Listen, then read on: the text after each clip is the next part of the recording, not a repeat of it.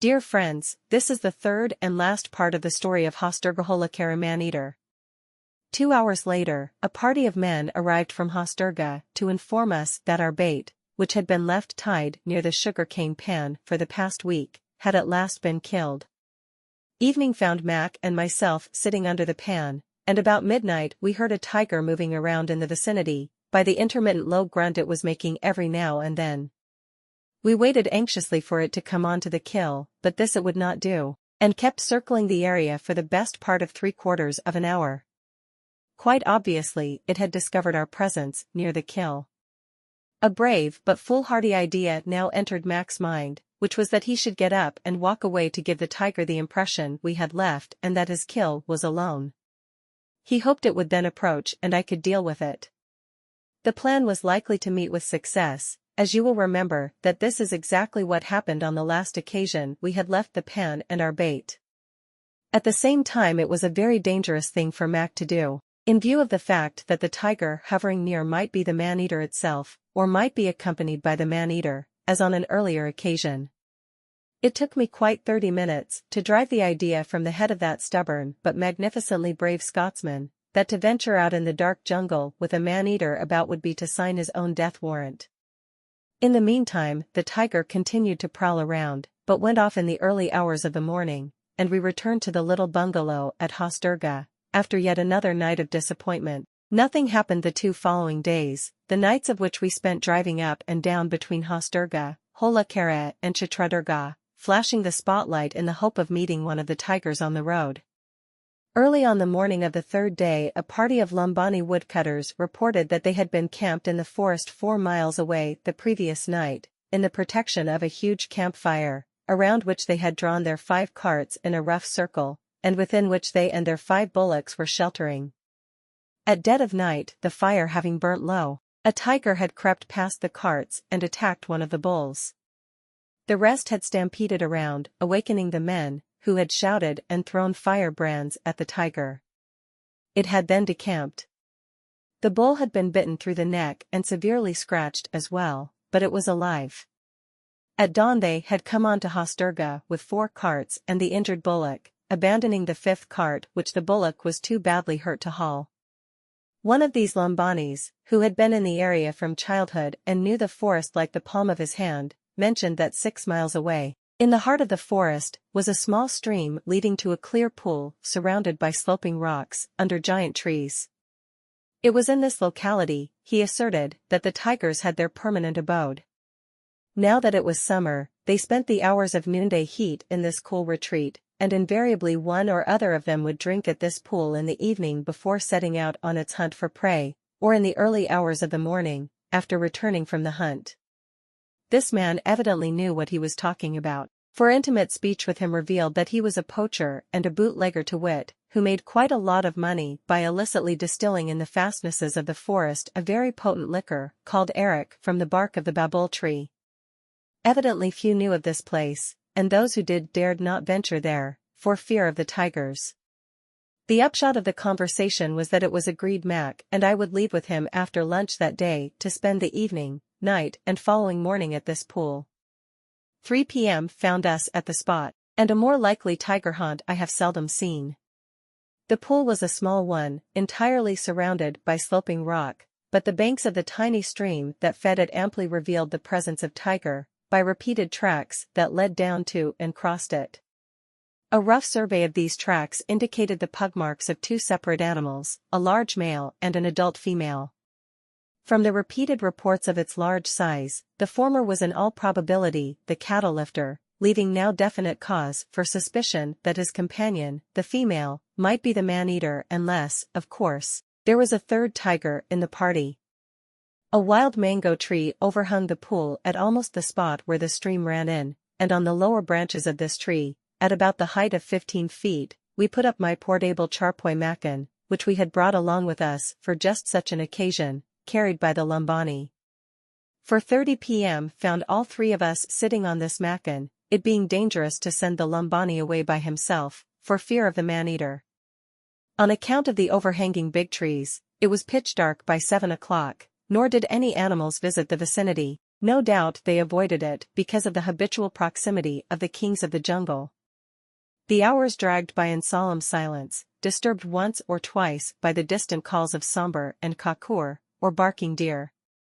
It must have been past 4 a.m. when we heard a slight sighing, moaning sound, and then the unmistakably heavy but softly muffled tread of a tiger on the carpet of fallen bamboo leaves that covered the sloping bank that faced us. Minutes passed, but we could see nothing in that Stygian darkness. Then we heard the distant sound of the lapping of water from the edge of the pool down below in the darkness, and to our right. The time had come, and as previously agreed, I gently nudged Mac to take the shot. Pointing his rifle in the direction of the sound, while I kept ready for a covering shot if necessary, Mac depressed the torch switch and the bright beam streamed down upon the form of an immense tiger, crouched over the water's edge. The beast looked up, his eyes reflecting the light in two large, gleaming red-white orbs, and then Mac fired. There was a roar as the tiger sprang into the air, to turn a complete somersault and fall over backwards, biting the ground and lashing out in a furious medley of bubbling, snarling growls. Mac followed up with 2 more shots before the tiger rolled over, half into the water, to twitch in the throes of approaching death, then to lie still. With the dawn we descended, to find that Mac had shot the male of the party. He was a truly magnificently proportioned tiger and a wonderful trophy, but we were all disappointed to know that the man-eater was still at large. Mac's first shot had struck the animal at the top of its nose, smashing the upper jaw and palate, and passing into the throat, which accounted for the bubbling sound we had heard with its snarls. His second shot had passed through the right shoulder and into the abdomen. The third had missed. I will pass over the events of the next 4 days, during which no reports were received, and the local population began congratulating us on having slain the man-eater, the opinion of some being that it was the same tiger that had killed both man and cattle. But we knew better and lingered on, certain that sooner or later we would receive news of another human kill, unless of course the man-eater had left the area after the death of its companion. The nights of those 4 days we spent in driving along the road up to Chitradurga, and along all passable forest tracks, in the hope of meeting the man-eater, but without success.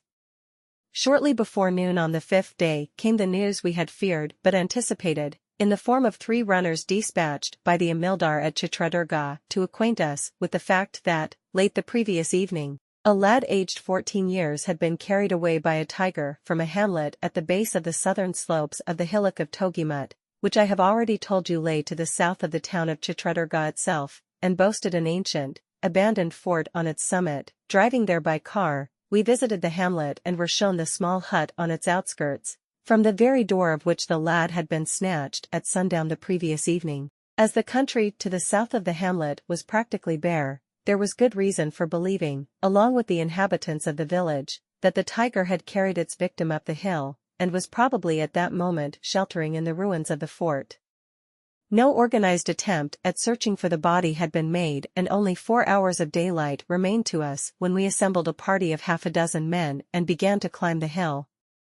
It was soon apparent that the tiger had not carried its victim up the main footpath leading to the top of the hill, which we more than half ascended without finding a vestige or trace of the victim.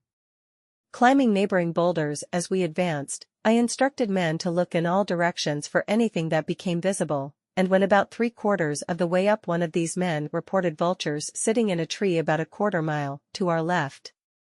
Scrambling across the intervening rocks and thorny bushes, we eventually came upon the remains of the boy, completely devoured, by this time, by the vultures.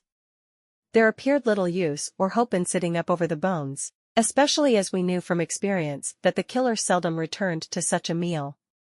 Nevertheless, Mac and 2 men put up my mackin on the tree on which the vultures had been sitting and decided to remain there, while I felt I had just enough time to ascend the rest of the hill and look among the ruins. Regaining the path, I hurried upwards, and reached the ruins just after 5 p.m. The walls of the fort had long since crumbled into decay, and a sea of lantana and thorny undergrowth covered the area as well as the old moat that lay outside. At this point, the remaining 4 men in the party elected to remain outside. To await my return they ascended to the topmost branches of a tall fig tree, the gnarled roots of which bit deep into the debris of the fort's wall. Proceeding cautiously, I endeavored to keep on top of the fallen wall, as far as it was negotiable, in order to maintain some elevation above the surrounding lantana, which was both impassable as well as dangerous to enter, as I would not be able to see the tiger in that undergrowth even were it but a yard away. Progress was most difficult and strenuous, and by the time I had reached the opposite end of the fort, I was breathing heavily from my exertions and bathed in perspiration. Here I faced the sun as the golden orb neared the western horizon. Years ago, I had been over the same fort, and I knew that about this spot were the almost completely engulfed remains of walled enclosures, and what had been dungeons in the distant long ago. Because of these structures, the wall at this point became impossible to follow. I was loath to step down into the lantana, but it soon became apparent that I would either have to do this and struggle through a distance of about 100 yards to where the wall began again, or retrace my steps. Time was also against me, so to avoid delay I finally decided to risk the lantana, which I commenced to push my way through, as silently as I was able. But this soon turned out to be impossible, for the lantana twigs, covered with minute thorns, clung to my clothing at each step and made considerable noise as I broke my way through. I knew I was now opposite the remains of the dungeons and enclosures, and that here, if anywhere in this deserted ruin, was where the tiger would most likely be hiding. At the same time, no doubt keyed up as I was by the unfavorableness of my position, my tensed nerves and senses signaled the proximity of danger. A sixth sense cried out that the tiger was near and on my trail, watching me for the moment of attack, which would take place very soon if I did not escape from the lantana. I had felt these warnings too often to ignore them, so while trebling my vigilance and looking in all directions, I pressed forward to higher ground. 30 yards more, 20 yards more, 15 yards more, and then, from the lantana to my left rose the snarling head of a tiger, its ears laid back in preparation for the spring, its jaws wide open to reveal the gleaming canines. My bullet crashed into the wide-open mouth, as the animal launched itself forward.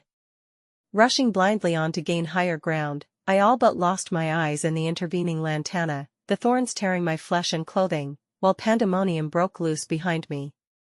With the back of its head blown out, that tiger tried to get me, and when I had covered those remaining 15 yards and spun around, it was but 2 yards away, with a great gaping red hole where half its skull had once been. Almost beside myself with terror, I crashed a second, third and fourth bullet into the beast, and as, shattered, it toppled on its side, I sat on a piece of the ruin, shaken, sick and faint. 10 minutes later one struggled to my feet, and avoiding the bloody mass before me, returned to the tree where I had left the 4 men, by completing the circuit of the remaining fort wall. Hearing the 4 shots and the snarls of the tiger, they had concluded I had been killed, and were debating whether to come down from their tree and hasten back to their hamlet, or spend the rest of the night in its branches. It was quite obvious they had never expected to see me alive again. Collecting them, we had hardly covered a furlong when we were met by Mac and the other 2 men. From where he was sitting, he too had heard my 4 shots and, like the staunch friend he was, had hurried forward to give any assistance I might need. As it was, seeing me tattered, scratched and bleeding from my rush through the lantana, his ruddy face drained to a chalky white and he ran forward to hold me, thinking I had been mauled. Squatting there, I told him what had happened, while I puffed clouds of smoke from my cherished briar and received his warm congratulations. Indeed, I could not help remarking, as I smoked that soothing pipeful of tobacco, that I had never expected to smoke again, when I saw that terrible face, contorted with its lust to kill, but a few feet away.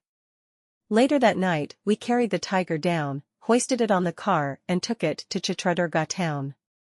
As we had expected, it proved to be female and was undoubtedly the man-eater that had killed the boy.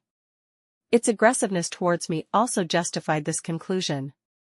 Early next morning, while skinning the animal, we were visited by the Amildar, who wanted to see the devil that had killed his relative, the little girl at Hosdurga, by the district forest officer and of other officials, and by hundreds of the inhabitants.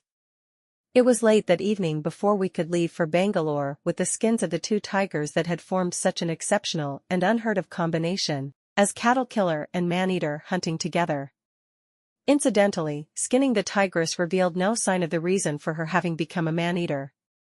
As I have already said, this district had a long history of man-eaters behind it, extending for generations past, and I am of the opinion that this tigress came of man-eating stock.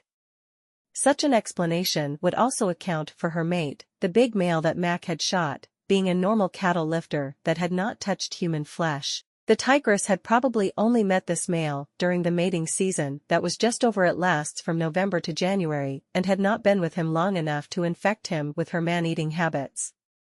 Had she littered, she would have undoubtedly have taught her calves the taste for human flesh, just as she herself had been taught, and so have extended the generations of man-eaters of that district. The third tiger, whose existence we had suspected, never materialized, for before leaving we left word with all the officials, as well as people, to inform us at once if a third tiger was heard of. This was because we felt there was always the remote possibility that the third tiger might also be the man-eater. But months passed and we received the glad tidings that all reports of man-eating had ceased throughout the district after the killing of that tigress on the summit of Togimut. Fred Todd, and the rest of her victims, had been avenged. Friends, next time I will come with another thrilling story by Kenneth Anderson. Till then, bye and take care. Please don't forget to like and subscribe my channel.